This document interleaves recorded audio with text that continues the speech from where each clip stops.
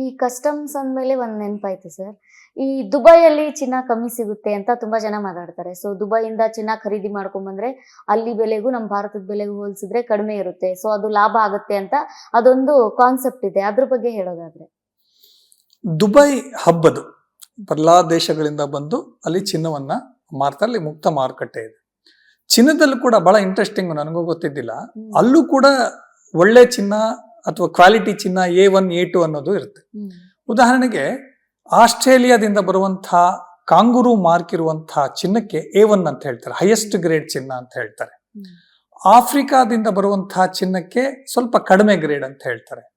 South ಅಮೆರಿಕಾದಿಂದ ಬರುವಂತಹ ರಾಷ್ಟ್ರಗಳಿಂದ ಬರೋದಕ್ಕೆ number 2 ಆ ತರ ಅಂತ ಹೇಳ್ತಾರೆ. ಅಂದ್ರೆ ಅದು ಎಲ್ಲಿ ಸಿಗ್ತಾ ಇದೆ, ಅದರ ಕ್ವಾಲಿಟಿ ಹೇಗೆ, ಅದನ್ನ ಹೆಂಗೆ ಪ್ರಾಸೆಸ್ ಮಾಡ್ತಾ ಇದ್ದಾರೆ, ಹೆಂಗೆ ಬ್ರ್ಯಾಂಡ್ ಮಾಡಿದರೆ ಅನ್ನೋದ್ರ ಮೇಲೆ ಕೂಡ ಚಿನ್ನಗಳಿದೆ.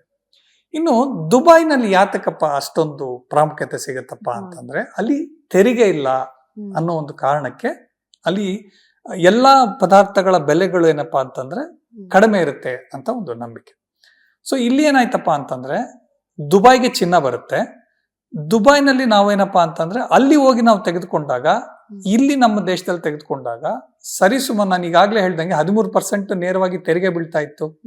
ದೆನ್ ಟ್ರಾನ್ಸ್ಪೋರ್ಟೇಷನ್, ಇಲ್ಲಿ ಪ್ರಾಫಿಟ್ ಎಲ್ಲ ಸೇರಿದ್ರೆ ಸುಮಾರು 20% ಅಷ್ಟು ವ್ಯತ್ಯಾಸ ಇರುತ್ತೆ.